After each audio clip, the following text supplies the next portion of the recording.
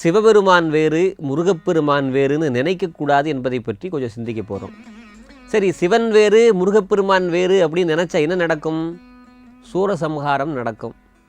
அப்படி யாருக்கு நடந்தது? சூரபத்மனுக்கு நடந்தது. அந்த சூரபத்மன் என்ன வர வாங்கியிருந்தான்னா, ஏவிலாத சிவபெருமானுடைய சக்தி அல்லாமல் வேறு எந்த சக்தியாலும் தன்னை அழிக்க முடியாது அப்படின்னு சிவபெருமான்கிட்டேயே வரம் வாங்கியிருந்தான். அப்படி இருந்த காலத்தில் எல்லா தேவர்களையும் படாத பாடுபடுத்தினான் இந்த சூரபத்மன். எல்லாரும் சிவபெருமான்கிட்ட போய் கேட்டார்கள், நீ ஒரு குழந்தையை தர வேண்டும், உனக்கிணையான ஒரு குழந்தையை தர வேண்டும் அப்படின்னு கேட்டார்கள். நின்னையே நிகர்க்க என்றார் அப்படின்னு கந்த புராணம். உனக்கிணையான ஒரு பிள்ளையை தரணும் அப்படின்னு சொன்னால் நீயே குழந்தையாவான்னு அர்த்தம். அப்படி கேட்ட உடனே சிவபெருமான் அருவும் உருவுமாகி அனாதியாய் பராவாய் ஒன்றாய் பிரம்மமாய் என்ற சோதி பிளம்பதோர் மேனியாகி கருணை ஒரு முகங்கள் ஆறும் கரங்கள் 12 கொண்டு ஒரு திரு முருகன் வந்தாங்கு உதித்தனன் உலகமுய்ய அப்படின்னு சொல்லி முருகப்பெருமான் வர்றார். அதாவது சிவபெருமானுக்கு 5 முகங்கள். ஈசானம், தற்புருடம், வாமதேவம், அகோரம், சத்யோஜாதம்னு 5 முகம். ஒரு முகம் மேல் நோக்குகிற முகம், 4 திசைக்கு 4 முகம், அப்படி 5 முகம் இருக்குது.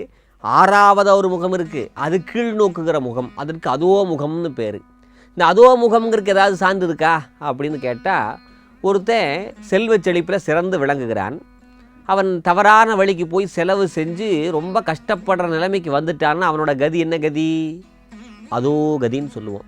அப்போது கீழ் நோக்குவது என்பது அதோ அப்படிங்கிறது இன்றைக்கும் கூட நம்ம பேச்சு வழக்கில் வச்சுருக்கோம். அந்த வகையில் சிவபெருமானுடைய 6வது முகமாக அதோ முகமும் சேர்ந்து 6 முகமான பொருளாக முருகப்பெருமான் அவதாரம் செய்தார். அதனால் சிவபெருமான் வேறு முருகப்பெருமான் வேறு நினைக்கக்கூடாது. அப்படி நினச்சதால தான் சூரபத்மனுக்கு அந்த சம்ஹாரம் ஏற்பட்டது. என்னன்னு கேட்டான் தெரியுங்களா? சின்ன குழந்தையாக முருகப்பெருமான் வந்து நிற்கிற போது, நீ பல்லு முளைக்காத பையன் என்ன நீ எதிர்க்கிறியான்னு கேட்டான். கோலமா மஞ்சை தண்ணில் குலவிய குமரன் தன்னை பாலன் அப்படின்னு நினச்சிட்டான். சின்ன குழந்தைன்னு நினச்சிட்டான். அப்படி நினைக்கக்கூடாது. எப்பயுமே கடுகு சிறுத்தாலும் காரம் குறையாது என்பார்கள். அதை போல ஒன்று சிறுமை என்பதற்காக இகழக்கூடாது. அப்படி இகழ்ந்த காரணத்தால் சிவன் வேறு முருகப்பெருமான் வேறு என்று நினைத்த காரணத்தால் அவன் சூரபத்மனாகி அவன் சூரசம்ஹாரத்திற்கே ஆட்பட்டான். அப்படின்னு சொன்னால் சிவபெருமான் வேறு முருகப்பெருமான் வேறுன்னு நினைக்கக்கூடாது. இதுக்கு ஏதாவது சேர்த்து பார்க்கணுங்கிறதுக்கு சான்று இருக்கா? உண்டு.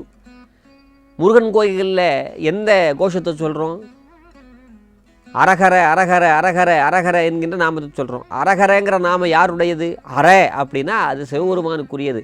சிவபெருமானுக்குரிய நாமத்தை முருகன் கோயிலில் அரகர அரகரன்னு மந்திரம் சொல்கிறோம். அது மட்டும் இல்லை, சிவன் கோயிலில் முருகப்பெருமான் இருப்பார், முருகப்பெருமான் கோயிலில் சிவபெருமான் இருப்பார். இவ்வளவு ஏங்க, கொங்கு நாட்டில் ஒரு மலை சிவன் மலைன்னு பேர்.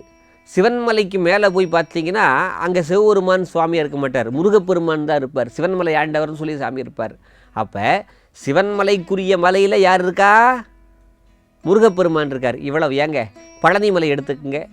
பழனி மலையில் முருகப்பெருமான் நிற்கக்கூடிய மலைக்கு சிவகிரின்னு பேர். பக்கத்தில் இருக்கக்கூடிய இடுமன் மலைக்கு சக்திகிரின்னு பேர்.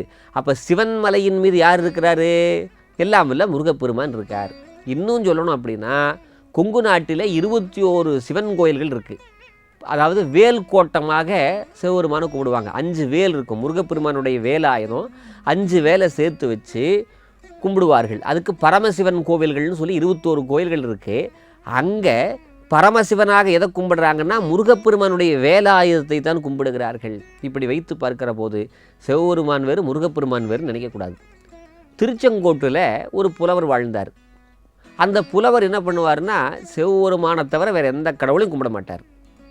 அப்படி இருந்த காலத்தில் ஒருத்தர் வந்து கேட்குறாரு, நீ வந்து முருகனை பாடு அப்படின்னு கேட்ட உடனே அந்த புலவர் சொன்னார், கோழியை பாடும் வாயால் நான் குஞ்சை பாட மாட்டேன் அப்படிங்கிறார். கோழினா சிவபெருமான், குஞ்சுனா முருகப்பெருமான், அவர் நான் பாட மாட்டேன் அப்படின்னு சொன்ன உடனே தன்னுடைய மருமகனை பற்றி பாடாத உங்ககிட்ட நான் ஏன்டா இருக்கணும்னு சொல்லி மகாலட்சுமியாக இருக்கக்கூடிய திருமகள் நீங்கி விட்டாள். அதனால் அவர் ரொம்ப வறுமைக்கு வந்து விட்டார். வறுமைக்கு வந்ததுக்கப்புறம் என்ன ஆச்சு, என்ன பண்ணுறதுனே தெரியல, காசுக்கு என்ன பண்ணுறதுன்னு தெரியாமல் அந்த புலவர் இருக்கிற போது ஒரு சின்ன பையன் வந்து, நீங்கள் ஒரு பாட்டு பாடினா நான் காசு தர்றேன், என்ன பாட்டு பாடணும்? முட்டைன்னு வர்ற மாதிரி பாட்டு பாடு அப்படின்னு சொன்ன உடனே சரி பாடிடுவோம் அப்படின்னு சொல்லி முட்டைன்னு வர்ற மாதிரி ஒரு பாட்டை பாடிட்டார்.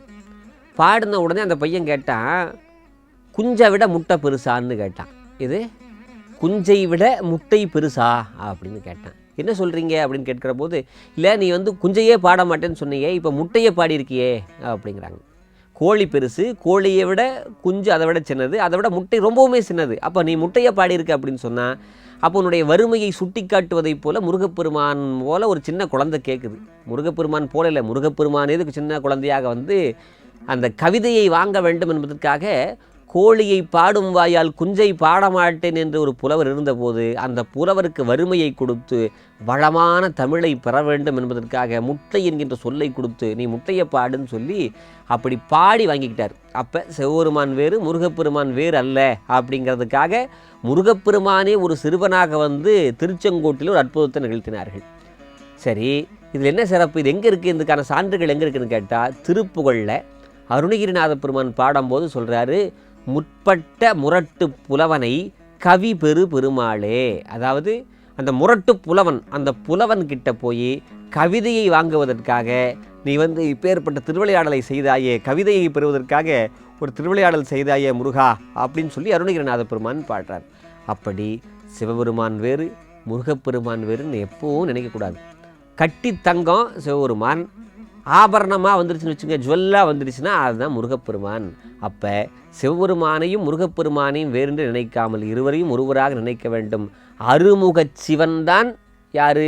முருகப்பெருமான். அப்போ இருவரும் ஒருவர் என்கின்ற எண்ணத்தில் வழிபாடு செய்ய வேண்டும். அதுதான் ரொம்பவும் முக்கியமான ஒன்று.